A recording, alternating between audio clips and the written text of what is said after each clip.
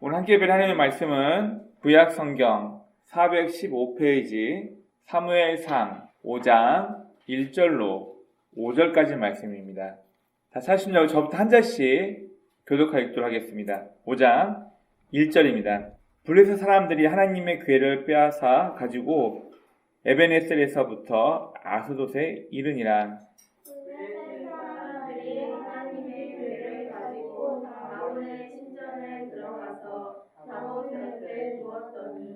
아스돗 사람들이 이튿날 일찍 일어나 본즉 다곤이 여호와의 궤 앞에서 엎드러져 그 얼굴이 땅에 닿았는지라.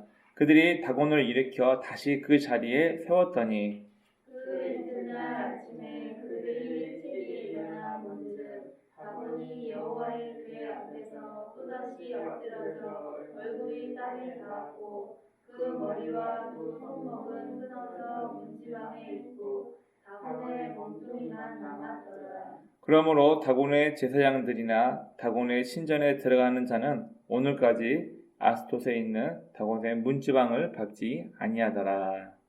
아멘. 기도하겠습니다. 하나님, 2023년 어느덧 한 달이 벌써 지나가고 2월을 맞이하고 있습니다. 오늘 우리가 주 앞에 드려진 예배 또한 우리가 항상 하나님 앞에 드리는 예배지만 늘 새로운 마음과 우리 중심을 가지고 주 앞에 예배드리기 원합니다. 우리가 세상 일과 개인적인 걱정에 매여서 하나님은 많이 멀어져서 우리 것만 생각하며 살고 있지 않았는지 우리 자신을 돌아봅니다.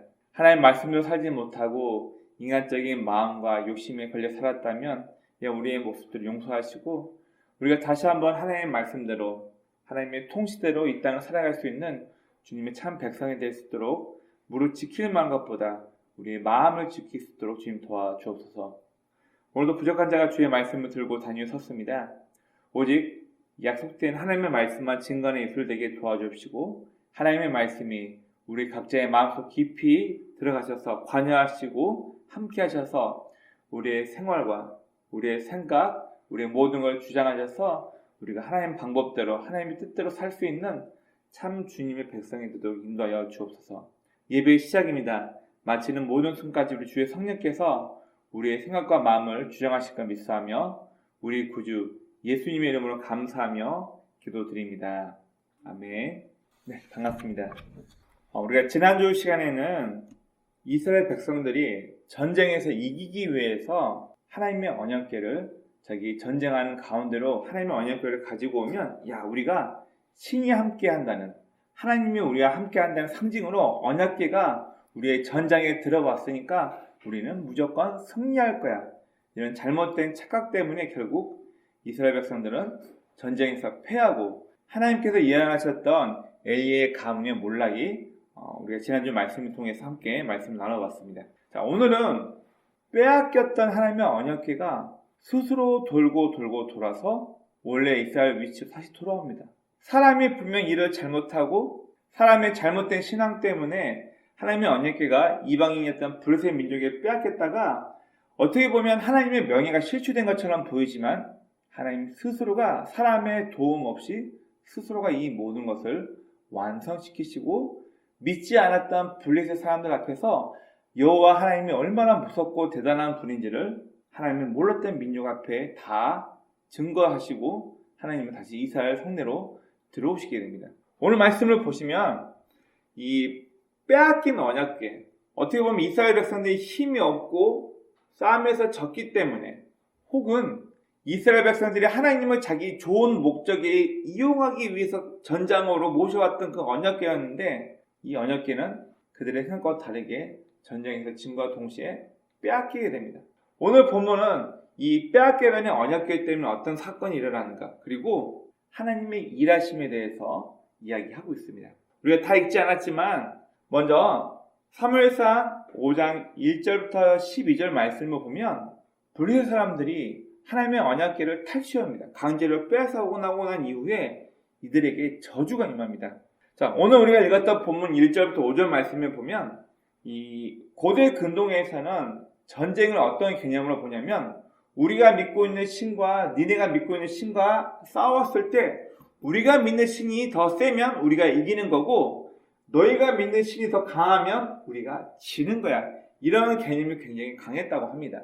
그래서 이들은 이스라엘 백성들이 완전히 전쟁에서 패하고 난 이후에 그들이 믿고 있던 신을 상징하는 하나님의 언약궤를 가지고 와서 이들도 다신, 우리가 믿고 있는 다곤신, 블레셋 사람들이 믿고 있던 다곤신은 머리는 사람인데 몸통은 물고기 형체를 하고 있는 그런 신입니다.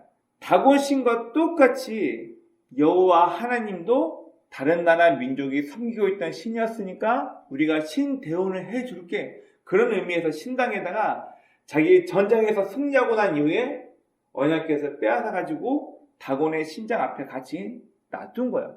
그런데 어떤 일이 발생하죠? 다음날 아침에 일찍 일어나 보니까 다곤의 신이 여호와 언약궤 앞에 그대로 땅에 얼굴을 대고 엎드려져 있는 거예요. 또다시 사람들을 세워가지고 잘 놓고 다음날 갔다 왔더니 머리, 팔 다 잘려있고 다곤의 머리가 또다시 여호와 언약궤 앞에 머리를 땅에 대고 엎드려 있는 거예요. 사람이 하지 않았는데도 어떻게 서 있는 동상이 자기의 멋대로 쓰러져서 팔다리만 끊어져 있고 왜 이렇게 되어 있지? 자, 그런데 오늘 우리 본문 5장 6절부터 12절까지 말씀을 보면 블레셋에는 5가지 큰 도시가 있었습니다. 우리가 이제 펜타곤이라고 하는데 5개의 큰 방백이 있습니다. 미 국방선 오라는 말 자체가, 펜타라는 말 자체가 라틴어로 오라는 뜻인데 이 가장 힘이 있었던 5개의 지역에 블레셋 사람들이 거점을 두고 있었는데 이 거점으로 하나님의 언약궤를 차례차례 보냅니다. 근데 어떤 문제가 일어나냐면 가는 곳마다 저주가 발생되는 거예요. 자, 성경 한번 볼까요? 6절 말씀 보겠습니다. 여호와의 손이 아스도 사람에게 엄중히 더하사 독한 종기의 재앙으로 아스돗과 그 지역을 쳐서 망하게 하니. 7절 아스돗 사람들이 이를 보고 이르되 이스라엘 신의 궤를 우리와 함께 있지 못하게 할지라 그의 손이 우리와 우리 신 다곤을 친다 하고 불안한 거예요. 우리가 왜 이런 저주를 받지? 알고 보니까 하나님의 언약궤가 들어온 시점부터 사람들 몸에 악한 독종, 종기, 아마 심각한 피부병이었던 것 같아요. 이게 자꾸 발생하고 다곤 신전에 났던 다곤 신상은 자꾸만 팔, 머리, 팔다리 다 끊어져 있고 여호와 궤 앞에 엎드려져 있고, 이러니까 아스돗 사람들이 불안해가지고 야, 안 되겠다. 우리 5방백 중에서 아스돗에 놨다고 했다가는 우리 도시가 망하겠다. 우리 이거 다른 지역에도 이주시키자 해가지고 이걸 어디로 모으냐면은, 자, 8절 말씀 볼게요. 야, 이거 안 되겠다. 큰일 났다. 여호와의 궤를 여기 있으면 안 되니까 딴 데로 옮겨가자 하고 이들이 여호와의 궤를 어디로 옮겨가냐면 에그론이라는 다른 지역으로, 블레셋 또 다른 지역으로 옮겨갑니다. 10절 보니까 이에 그들이 하나님의 궤를 에그론으로 보내니라. 하나님의 궤가 에그론에 이른즉 에그론 사람이 부르짖어 이르되 그들이 이스라엘의 친의 궤를 우기를 애기로 가져왔다. 그들이 우리 죽이겠다. 지금 블레셋 사람들은 야, 우리가 전쟁에서 승리했다. 우리 다곤신이 저 이스라엘 친 여호와보다 세니까 우리가 이겼다. 전쟁에서 승리했다는 기념을 하기 위해서 하나님의 언약궤를 가지고 왔는데 이 가져온 하나님의 언약궤 때문에 가는 곳마다 저주가 발생합니다. 알 수 없는 피부병, 악한 종기가 나서 주민들이 다 죽을 위기에 빠지는 거예요. 이게 난리가 난 겁니다, 지금. 자, 그리고 오늘 다 읽지 않았지만 사무엘상 6장 1절부터 16절 말씀을 보니까 이게 블레셋의 5도시를 대표하는 5방백들이 모여서 회의를 합니다. 야, 이거 어떡하냐? 우리가 이스라엘과 싸워서 전쟁에서 승리했기 때문에 여호와, 그들이 믿고 있던 신을 상징하는 언약궤를 우리가 가지고 왔는데 이 언약궤 때문에 우리 마을에, 우리 도시에 재앙이 임했다. 큰일 났다. 자, 이들은 정치하는 사람들입니다. 자기 도시에서 마을 사람들 이끄는 리더이기도 하고 정치적으로 블레셋이라는 도시를 이끌어가야 되는, 어떻게 보면 리더격인 사람들이죠. 이들이 모여가지고 회의를 하는데 방법이 없는 거예요. 그래서 이들이 제사장과 주술사들, 쉽게 말하면 우리나라 쉽게 지금으로 빠지면 무당 같은 개념의 사람들을 불러 모아놓고 회의를 합니다. 야, 우리가 지금 이스라엘에서 가져온 하나님의 언약궤 때문에 우리나라에 재앙이 닥쳤다. 야, 이거 어떡하냐? 이들이 제사장과 술사들을 불러다 놓고 회의한 끝에 이 제사장과 술사들이 어떤 의견을 내놓냐면 우리 지금 이것 때문에 백성들이 동의하고 있어요. 잘못하면 밀란이나 쿠데타 일어납니다. 큰일 납니다. 정치적으로도 이걸 무마시키고 이스라엘 신이 어떤 신인지는 잘 모르겠지만 이 신을 좀 달래놔야 돼요. 이 신이 화가 많이 났으니까 좀 달래야 되니까 우리 방법이 이렇게 합시다. 우리 5도시를 대표하는 5개 큰 금으로 덩어리를 만들어가지고 악한 종기 때문에 우리가 지금 고생하고 있으니까 악한 질병을 일으키는 쥐 5마리 그리고 악한 종기 모양 이게 원어 성경을 보면 이 독을 퍼뜨리는 혹은 나방해가 나와 있어요. 독을 퍼뜨리는 독종의 모양 5개를 만들어가지고 우리 입장에서 최고의 정성을 다해가지고 여호와의 언약궤를 원래 이스라엘 사람들한테 내보내자. 그러나 이게 정치적으로 우리가 이스라엘 신에게 져가지고 우리가 재앙을 당하니까 이스라엘 신을 다시 내보낸 건 우리 정치적으로 우리 별로 면이 서지 않잖아. 그러니까 이거를 이렇게 가장하자. 전나는 2 암소를 데려다가 수레를 끌리게 하자. 그리고 이 소가 저 위에 가본 적이 없는 베세메스라는 동네까지 소가 좌우로 치우치지 않고 언약궤를 끌고 올라가면 야 이거는 진짜 여호와의 신이 우리한테 화나가지고 재앙을 뿌린 거고 소가 언약궤를 끌고 제대로 저 베세메스라는 동네까지 못 가네? 야 그러면 우연일 거야. 그러면 백성들이 화가 면할 거고 백성들이 화를 내지 않을 거고 여호와의 신이라는 분도 혹시 우연히 일치하 그러면 밀란도 잠잠해질 수 있고 그러나 혹시 진짜 여호와의 신이 계셔가지고 우리한테 재앙을 계획했으면 여호와의 언약궤를 메고 소가 베스메스나 저 언덕을 끌고 올라갈 거야. 그러면 우리는 정치적으로 종교적으로 2가지 양을 다 잡을 수 있는 거야. 그러니까 괜찮아. 이렇게 지혜롭게 얘기합니다. 즉 이 말은 뭐냐면은 백성들이 고통당하는 것을 빨리 잠재우기 위해서 그리고 알지는 못하지만 이스라엘 사람들이 믿고 있던 여호와는 신이 진짜로 화가 난 건지 우연한 계기로 질병이 돌고 있는지 이걸 잘 모르니까 이 2가지를 동시에 해결하기 위해서 이들이 머리를 쓴 거죠. 혹시 여호와의 신이 화났으면 우리 입장에서 금을 모아서 최대한 신을 배려하고 신을 공손하게 섬긴다는 입장에서 언약궤 옆에다가 금을 다로 집어넣고 전나는 2 소한테 먹여서 매어서 이 소를 끌고 가게 하는 겁니다. 여러분들 우리가 생각해 봐야 될 거는 소의 특성상 왜 이들은 그냥 일반 소를 선택하지 않고 전나는 그것도 1마리가 아니고 2마리를 수레를 매게 했을까요? 여러분 일반적으로 이 소는 모성애가 강하기 때문에 젖을 먹여야 할 새끼가 있으면 집으로 돌아가려는 회귀 본능이 있대요. 근데 1마리도 아니고 2마리가 동시에 언약궤를 메고 끌고 오고 있다면 2마리 다 새끼에게 젖을 먹이는 소예요. 그러면 온전히 언덕에 저 위에 있는 베세메스라는 동네까지 소가 궤를 메고 잘 끌고 올라갈 수 있을까요? 불가능하다는 거예요. 지금 술사들이 하는 방법이 뭐냐면은 현실적으로 불가능한 방법을 내둬놓고 이거는 될 수 없어. 우연히 일치라고 백성들을 안심시키기 위해서. 그러나 혹시 모르니까 이걸 했을 뿐인데 세상에 소가 본능을 이겨버리고 성경에서는 울면서 원래 성격대로라면 원래 본능대로라면은 젖 먹이는 새끼들 때문에 일부러 자기 집으로 돌아가려고 난리를 쳐야 그게 소의 본능이거든요. 그것도 각각 새끼가 따로 있는 2마리를 맺는데 2마리 암소 모두 다 좌우로 치우치지 않고 울면서 자기 본능을 절제하고 베세메스로 궤를 메고 올라갔어요. 여러분 이게 어떤 일이냐면은 야 이거 연필을 내가 던져가지고 연필 심으로 땅에 딱 박히면은 내가 나 오늘 밥 한 끼 살게.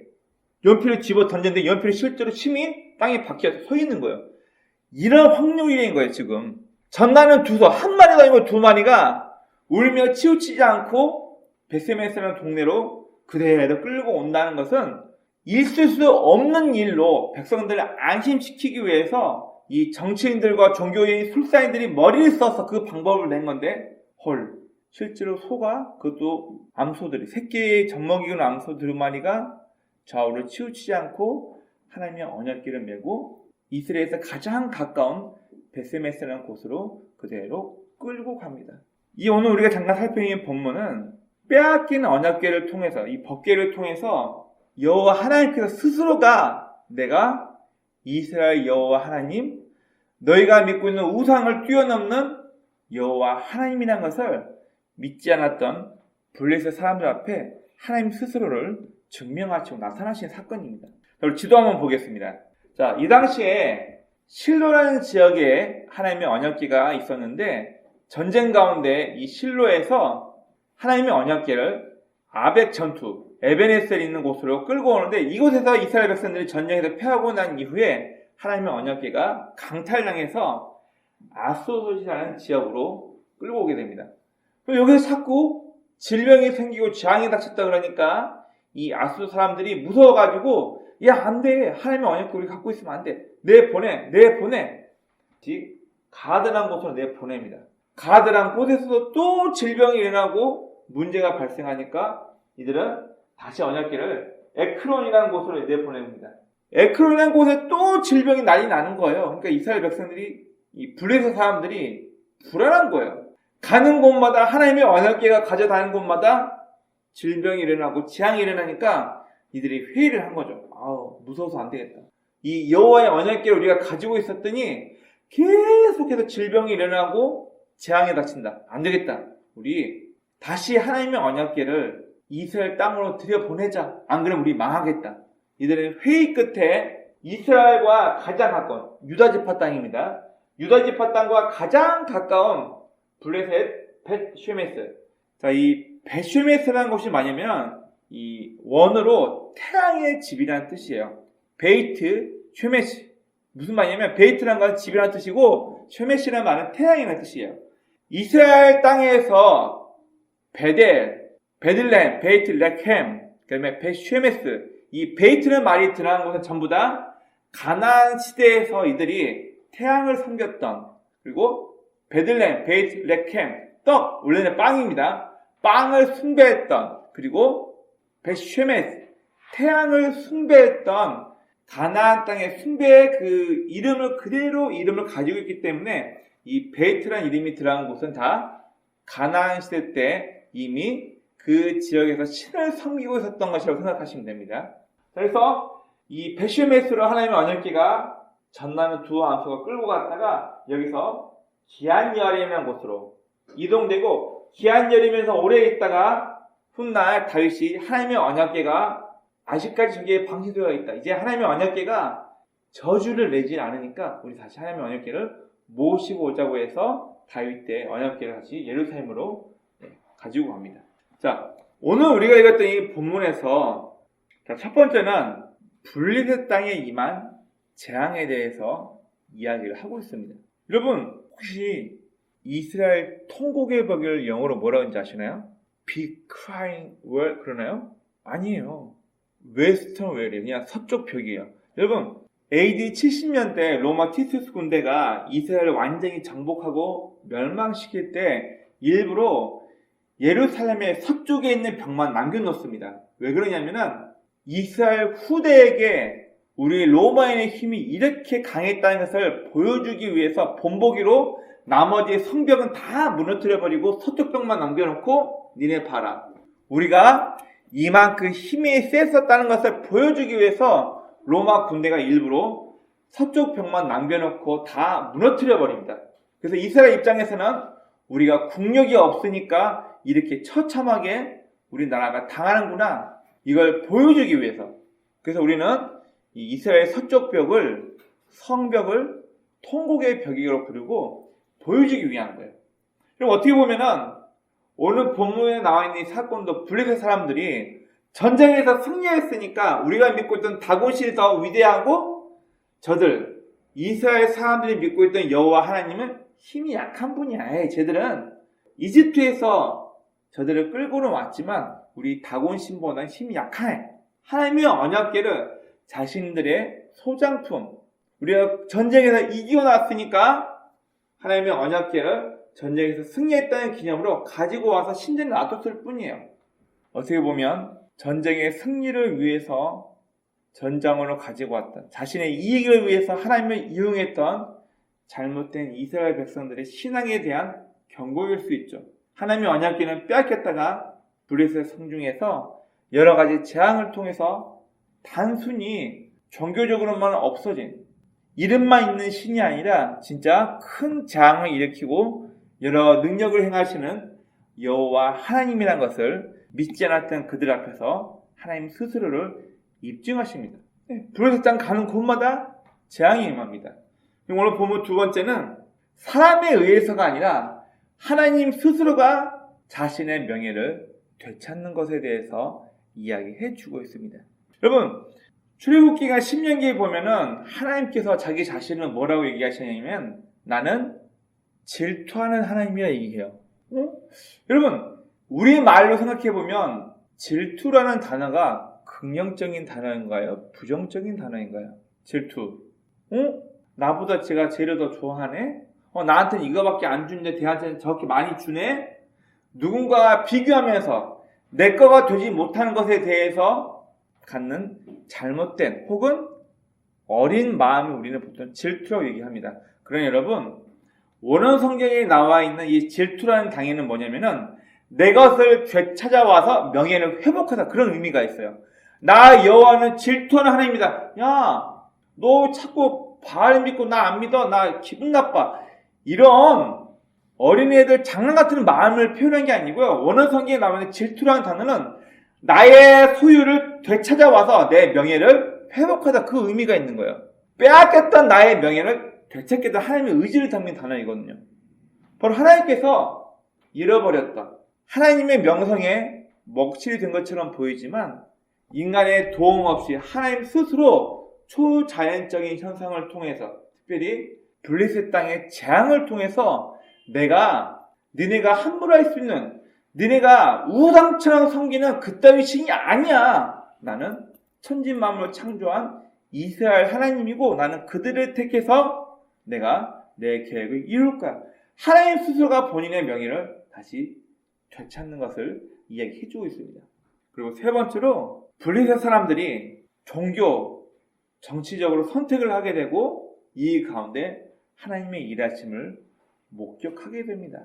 여러분, 사도행전에 보면은 바울이 이탈리아 쪽으로 전도 여행을 떠납니다. 그런데 어떠한 지역에 가서 보니까 여러 신전이 많이 있는데 신전 가운데 이름을 알 수 없는 시내게라는 신전이 있는 거예요. 이걸 보고 바울이 뭐라 했냐면, 야, 니네들 참 종교성이 많다. 왜 이들이 알 수 없는 시내라고 신전을 지었냐면은 자신들이 제우스, 포세이돈, 아폴로 여러 신전을 다 만들어 놓고 그들을 섬기고 제사했지만 혹시 내가 모르는 신이 있는데 그 신이 삐지고 화나가지고 우리한테 재앙을 내면 안 되니까 그게 두려워서 알 수 없지만, 죄송합니다 신님, 알 수는 없지만 당신에게 우리가 제사 드리면서 당신을 화나지 않게 하겠습니다. 알 수 없는 신에게라는 신전까지 지어놓고 그들을 섬겼어요. 그만큼 종교심이 많았다는 거예요. 여러분, 오늘 이 블레셋의 방백들과 술사들은 인간적으로 보면 참 지혜로운 겁니다. 정말 지혜로운 거예요. 지금 하나님의 언약궤가 거치는 곳마다 자꾸 질병이 일어나고 재앙이 일어나잖아요. 그러니까 이들은 정치적인 입장에서 빨리 백성들이 혼동하고 막 밀란이 일어나는 것을 빨리 잠재워야 해요. 그러기 위해서 이들이 선택한 방법은 자신들이 알지 못하는 신인 여호와 하나님도 좀 화내지 않게 달래고, 야, 우리가 이스라엘에서 가져온 여호와 하나님의 언약궤 때문에 망하게 생겼다, 난리 법석이고 막 난리, 밀란을 잠재우기 위해서 그건 우연의 일치야, 이렇게 두 가지를 동시에 해결하기 위해서 이들은 참으로 지혜롭게 머리를 씁니다. 여러분 생각해 보십시오.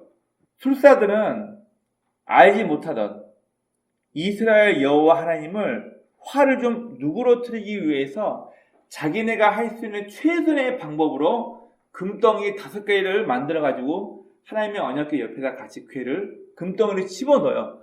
최고의 가치 있는 것으로 신을 섬기기 위해서 금 5덩어리를, 그 당시에도 귀한 가치였으니까요, 언약궤에 실어놓습니다.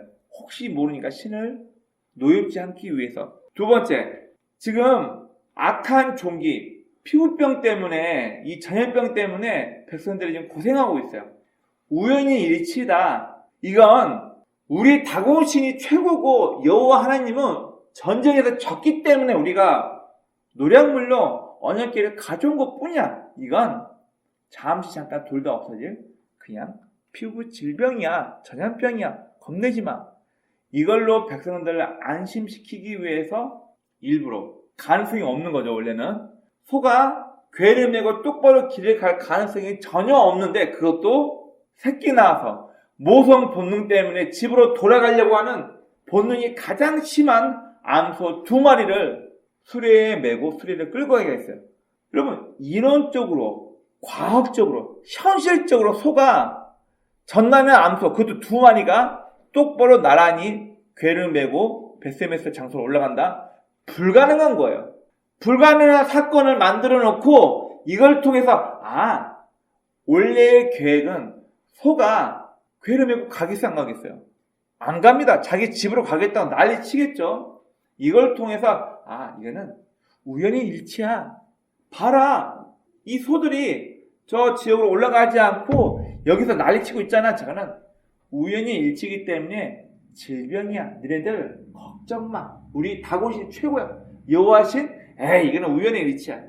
어쩌면 정치적으로 밀란을 빨리 잠재우기를 원했던 블레셋 5방백이 원했던 것은 현상을 통해서 이론적으로, 실질적으로 소가 그 수레를 메고 가지 않는 것을 상상하고 백성들에게 우연의 일치로 잠깐 왔다가 가는 질병일 뿐이야 라고 아마 그들을 동요를 잠재우고 싶었을 것입니다. 그러나 술객들 입장에서는 혹시 모르니까 여호와 하나님을 섬긴다는 의미에서 최고의 가치 있는 금덩이로 여호와 하나님을 우리가 좀 화를 누그러뜨리자 하고 금을 준비합니다. 실상은 전나는 2 소가 인간의 이론과 현실을 부정하고 울면서 하나님의 언약궤를 메고 베실메스라는 지역으로 치우치지 않고 수레를 끌고 올라갑니다.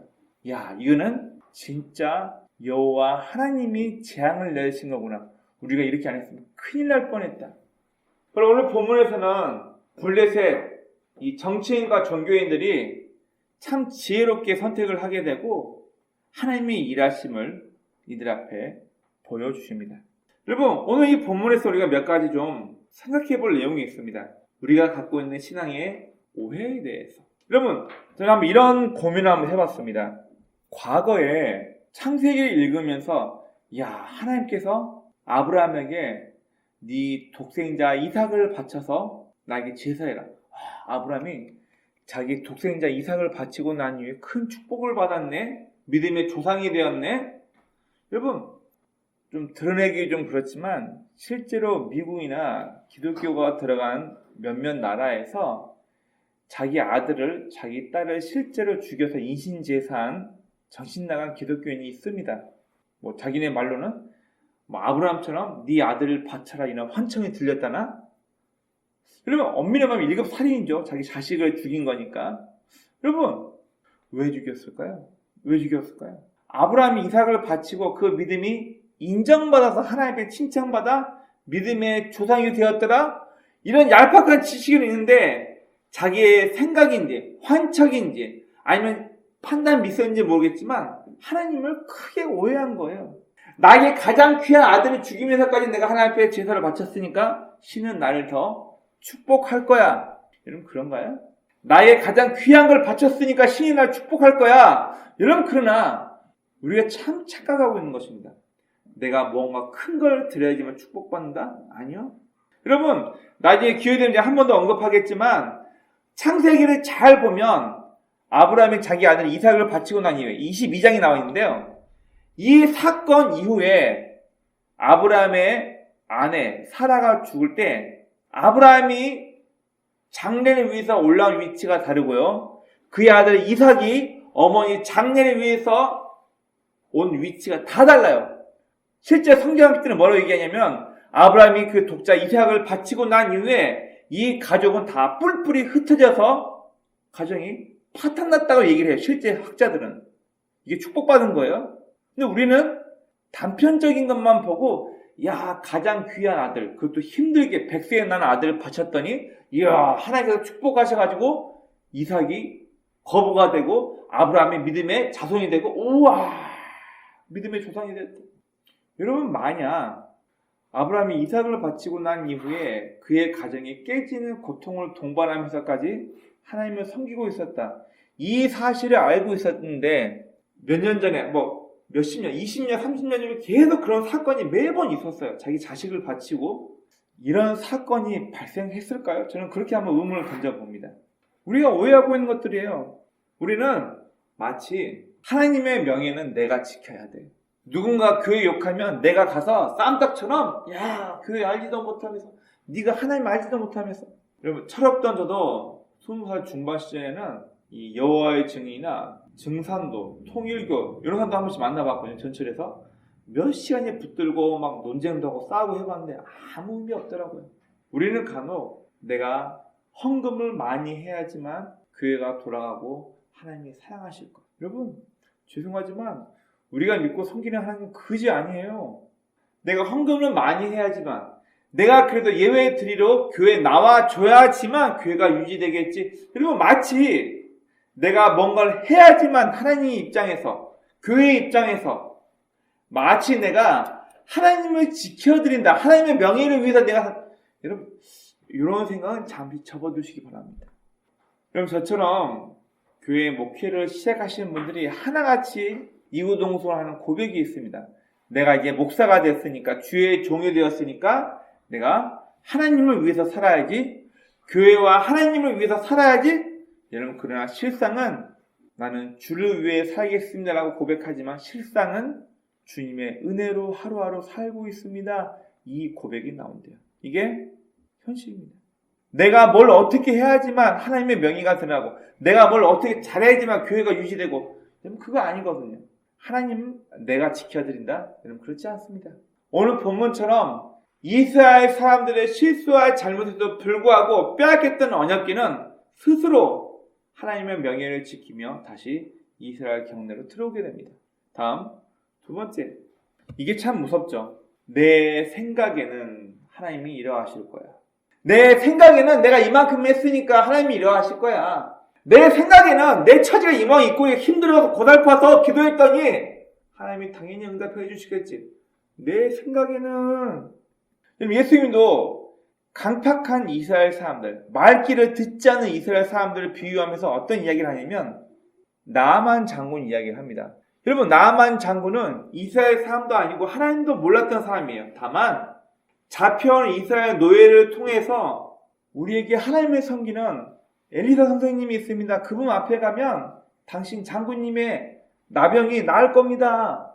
대군을 이끌고 금은보화를 가지고 엘리사 앞에 찾아갔더니 문전박대하면서 가서 요단강에 몸 7번 씻어요. 성질나요, 성질. 야, 이스라엘 요단강 흙탕강에 아이 더러. 우리나라에 있는 강이 훨씬 깨끗하게 읽었는데 내가 이따위의 짓을 하려고 아우 성질나. 그냥 부하였던 한 명이 말려요. 장군님 그러지 마세요. 지금 장군님 병낫으로 오셨는데 이것보다 더한 거 시켜도 해야 되지 않겠습니까? 좀 참으십시오. 시킨 대로 해보십시오. 나아만 장군이 승진은 나지만 엘리사의 말대로 흙탕물이었던 요단강에 가서 몸을 씻습니다. 병이 나아요. 내 생각에는 엘리사가 나와가지고 손을 막 흔들면서 어떤 주술도 하면서 내 병을 낫게 해줄 줄 알았는데 나를 문전박대. 내가 그럼 아람의 최고의 군대 장관이 나를 문전박대. 와, 그냥 내 생각에는. 제가 지금도 전도하면서 기억에 남는 좀 안타까운 청년 이야기가 있습니다. 제가 한 24살, 25살쯤 전도하다가 한 청년을 만났는데 이 친구가 30분 실경이 없었어요.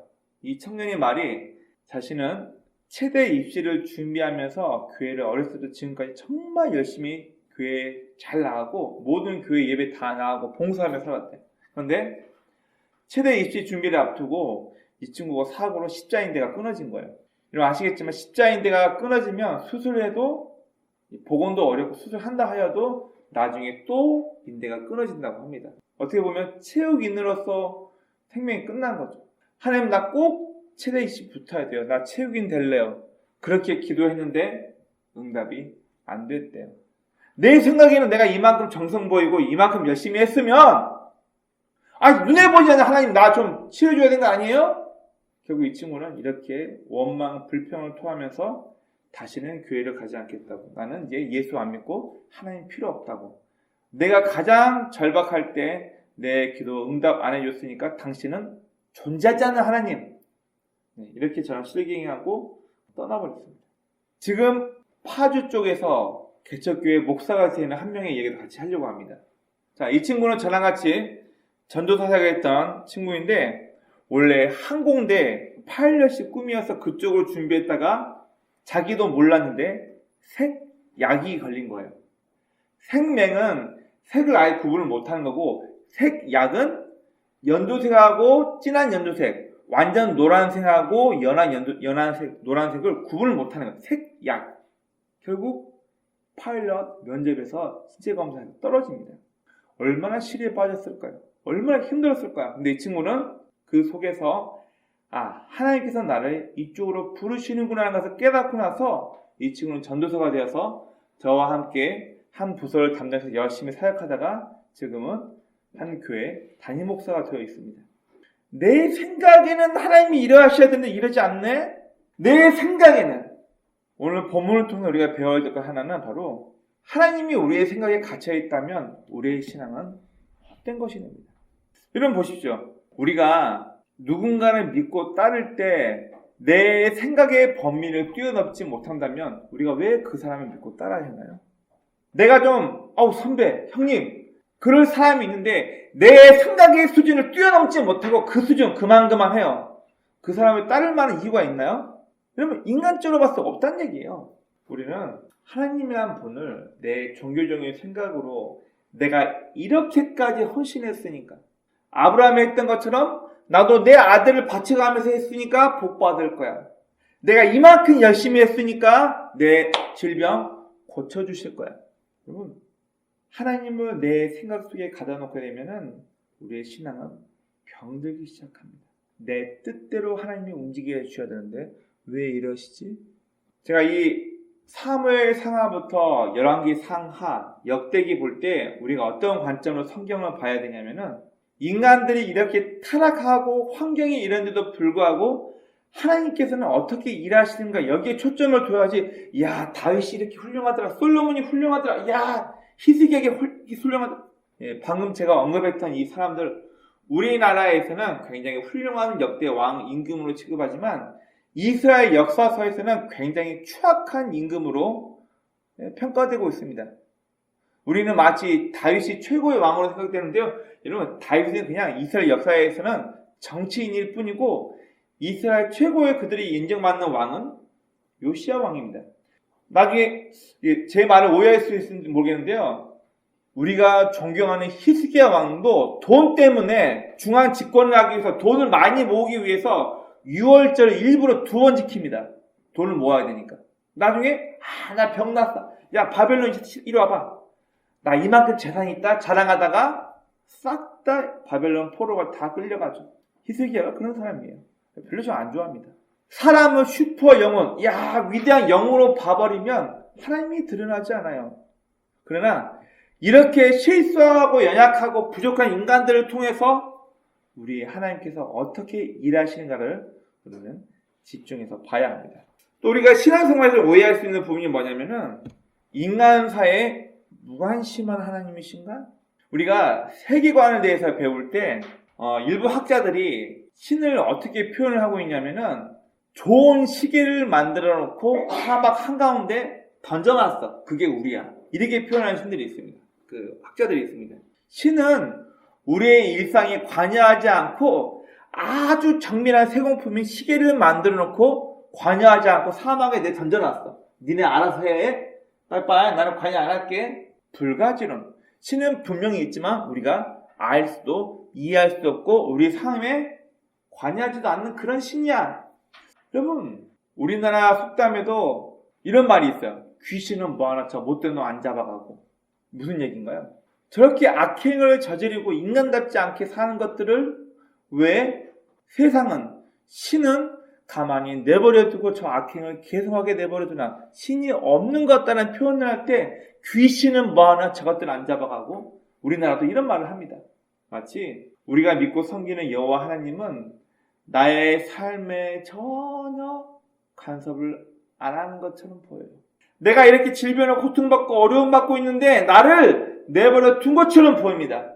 내가 이렇게 부모에게 학대당하면서 이렇게 이런 고통 가운데 있는데 하나님은 나를 도와주지 않고 내버려 둔 것처럼 보여요. 여러분, 그러나 하나님은 시계에 만들어 놓고 사막에 내던진 그런 하나님이 아니라 우리의 삶 가운데 지금도 역사하시면서 기다리고 또 기다리고 계십니다. 그래서 C.S. 루이스의 유명한 책 가운데 루어 오브 갓이라는 책이 있어요. 낚시 가운데 가짜 미끼 달아가지고 물고기 유혹하는 거, 그걸 루어 낚시라고 부르죠. 루어란 말 자체가 회유하다, 꼬시다, 유혹해서 끌고 오다 그런 뜻이거든요. 책 제목이 루어 오브 갓, 하나님의 회유하심. 이리와 따라와. 이 책 좀 방대하고 좀 어려운 책인데 이 책의 간단한 내용은 그거예요. 내 환경 때문에, 내 욕심과 내 선택 때문에 내 인생이 망가진 것 같고 나는 내 욕심대로 잘 살아온 것 같은데 내 인생의 끝에서 보니까 이것까지도 하나님께서 나를 이끌어 오셨구나. 이것까지도 콧게 가지고 나라는 사람을 이런 환경, 저런 요건을 통해서 나라는 사람을 지금까지 만들어 오셨구나. 이걸 깨닫고 나서 쓴 책이 C.S. 루이스의 루어 오브 갓이라는 책이 있습니다. 여러분, 하나님은 우리 인간사에 관심이 없고 무능한 하나님이 아닙니다. 요즘 정치하는 걸 보면서 많은 분들 그런 얘기를 합니다. 정치 개판이다, 엉망이다. 신이 있다면, 우리나라를 사랑하신다면 저는 정치인들 좀 빨리 좀 어떻게 되고 정말 제대로 박힌 정치인이 와서 좀 뭐 좀 잘했으면 좋겠는데, 여러분, 우리 생각대로 움직이지 않으셔도 하나님께서는 지금도 우리나라에 또 이 세계 정사에 또 우리 각각의 삶에 관여하셔서 하나님의 그 때와 시간에 맞춰서 우리의 삶을 움직이고 있는 분이라는 것을 꼭 기억하시기 바랍니다. 오늘 우리가 읽었던 짤막한 이 본문에서는 법궤를 통해서 이스라엘과 블레셋을 책망하고 처벌하시는 하나님의 어미에 대해서 얘기하고 있습니다. 하나님을 전쟁에 이용하려고 했던 잘못된 신앙관을 가지고 있던 이스라엘 백성들에게는 전쟁의 패함을 통해서 하나님의 언약궤를 빼앗김을 통해서 이들은 하나님 앞에 처벌받게 되고, 하나님의 언약궤를 강탈했던 블레셋 민족 입장에서는 다곤신의 최고가 아니라 알 수 없었던 여호와 하나님의 언약궤를 통해서 또 전나는 두 암소가 언약궤를 끌고 가는 걸 본문을 통해서 하나님의 일하심을 이들은 직접 보게 되는 겁니다. 첫 번째는 하나님을 믿어왔지만 하나님에 대해서 잘 이해하지 못했던 잘못된 신앙관을 가지고 있던 이스라엘 백성을 책망하는 거고, 우상을 뛰어넘는 하나님 되심을 블레셋 사람들 앞에 하나님 스스로를 증명한 거죠. 질투하는 하나님이라는 단어 기억하십시오. 내 명예를 스스로 되찾다.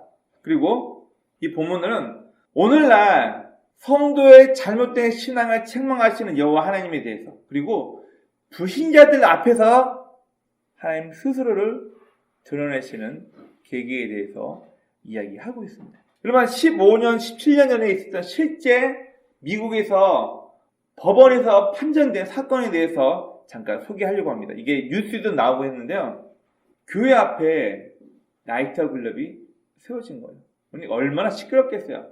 이 교회에서 하도 이 나이트클럽 때문에 시끄럽고 막 힘드니까 교회에서 그런 기도를 했대요. 저 나이트클럽 불나서 없어지게 해달라고. 실제로 그렇게 기도를 했대요. 그런데 몇 달에 있다 실제 이 나이트클럽이 화재가 발생했는데, 나이트클럽 주인이 법원에다 어떻게 고소를 했냐면, 교회에서 우리를 쫓아내기 위해서 불내달라고 기도했기 때문에 우리가 불났어요. 여러분, 판결은 어떻게 됐을까요? 네, 유죄입니다. 결국 교회가 졌어요. 나이트클럽 사장의 말이 신빙성 있게 받아들였다는 거예요. 뭘 뜻하니? 판사가 미친놈인가요? 교회에서 기도 열심히 했더니 나이트클럽이 불났어요. 근데 이게 실제 판결에 나와 있는 부분입니다. 물론 이제 모든 판사가 다 이렇게 판결하는 건 아닙니다. 그에 적합한 증거가 있어야 되고 그러는데 무슨 정확한 이유가 있는지 모르겠는데 제가 이제 그 판결문을 한번 보니까 결국 교회가 패소하고 교회를 고소했던 나이트클럽 사장이 승소했어요. 이게 실제 미국 판결문에 나와 있습니다. 제가 알기로는 15년, 17년 된 것 같아요. 여러분, 이런 어떻게 보면 어처구니 없는 판결이기는 하지만 불신자였던 사람도 무서워했다는 거예요. 교회에서 자신들이 이렇게 시끄럽게 음악 틀고 영업하는 걸 좋아하지 않고 저 교회에서 사람들이 믿고 있던 하나님이라는 분도 나를 별로 이 직업을 별로 달가워하지 않네? 암묵적으로 압박이 있었다는 얘기예요. 여러분, 우리가 좀 벗어 던져야 할 것 중에 하나가 뭐냐면은 내가 예수 믿었으니까 이런 특권을 가지고 있어. 물론 특권은 특권입니다. 하나님을 아버지라 부르면서 감히 하나님 앞에 내 소원과 요청, 도움을 구하며 기도할 수 있다는 것. 특권이죠. 자녀들이 부모가 있다는 걸 통해서 얻은 특권이 뭐예요? 지금 당장 제 아이들이 엄마 아빠가 없다고 해봅시다. 쟤네들 먹고 살 거 누가 책임져줘요? 우리 흔히 아빠들은 그런 얘기해요. 등골핑, 티니핑이라고, 캐치 티니핑이라고 그런 장난감이 있어요. 저만 그런 줄 아는데 비슷한 또래 아이를 가지고 있는 아빠들 동시 이구동성 하는 얘기합니다. 딸 가진 아빠들 등골핑이라고 얘기를 합니다. 뭐 이름만 갖다 붙여가지고 캐릭터가 계속 나오는데요. 우리 애들이 맨날 사달라고 합니다. 돈도 몇천 원 하지 않아요. 거의 몇만 원 수준이 하고 매번 새로운 아이템이 나오고 계속 얘들은 그걸 보면서 이거 사주세요, 저거 사주세요. 우리 부모들 등골을 빼먹는다고 해가지고 장난감을 등골핑이라고 저만 그러지 않는데 다른 비슷한 또래 아이를 갖고 있는 분들도 똑같은 얘기를 하더라고요. 부모가 없다면 그거 누가 사줘요? 아니 사치죠 이제. 지금 당장 옷 입을 거 먹고 살 게 필요한데 그 장난감 사치죠. 부모가 있으니까 가능한 거예요. 엄마 아빠가 있으니까 그런 걸 책임져주고 하는 거예요. 우리가 하나님을 믿고 섬긴다는 건 어떤 면에서 특권이긴 합니다. 그러나 잘못된 생각으로 내가 하나님 믿으니까 나한테 잘못하는 것도 다 저주받아? 제가 개인적으로 군대에서 참 안타까웠던 것 중에 하나가 바로 그거예요. 교회 열심히 가고 교회는 잘 다니는데 주변 사람한테 영 못하는 후임을 봤어요. 교회는 정말 열심히 종교행사를 매번 교회 가고 저랑 같이 새벽에도 나고 그랬었거든요. 정말 교회는 열심히 하는데 주변 사람과 관계가 안 좋으니까 이게 관계가 틀어지더라고요. 그럼 우리가 좋은 의미에서 나는 하나님의 아들이고 하나님의 자녀 되었다. 내 행동을 어떻게 해야지. 예, 좋습니다. 그러나 막연하게 내가 예수를 믿었으니까 이건 잘 될 거야. 내가 예수를 믿었으니까 내 자식은 잘 될 거야. 제가 한 번은 그런 것도 만난 적이 있어요. 지금 목사님이 되신 분인데 자기 아버님은 헌금을 아낌없이 하신대요. 집이 무너지고 힘들어도 헌금만 하면 하나님께서 내 후대에 채워주실 것이다. 저는 개인적으로 참 위험한 신앙이라고 생각합니다. 어떤 특별한 감동이 있어가지고 어려운 거나 헌금하는 건 참 의미 있습니다. 그러나 내가 이만큼 심었으니까 심은 대로 반드시 거둘 거야. 이렇게 헌금 많이 했으니까 분명 하나님께서 나를 이만큼 복 주실 거야. 여러분 이런 계산적인 마음을 가지고 우리가 잘못된 마음을 가지고 신앙생활을 하게 되면 우리의 신앙생활은 위험할 수 있습니다. 오늘 본문은 올바른 신앙관을 통해서 우리 가운데 일하시는 하나님에 대해서 그리고 사람이 아니라 자기 자신의 영광을 위해서 일하시는 하나님에 대해서 이야기하고 있습니다. 이런 원하옵기는 저와 여러분이 그 하나님의 일하심 속에 동참할 수 있는 사람이 되었으면 좋겠어요. 원망 불평하며 인생 끝나는 게 아니라 내 방식대로 내 욕심대로 하나님이 이렇게 해주기를 원하는 이것 주세요 저것 주세요 나에게 맞춰주세요 하나님 이게 아니라 내가 하나님의 일하심 속에 동참할 수 있는 복된 인생이 되길 주의 이름으로 축원합니다. 아멘.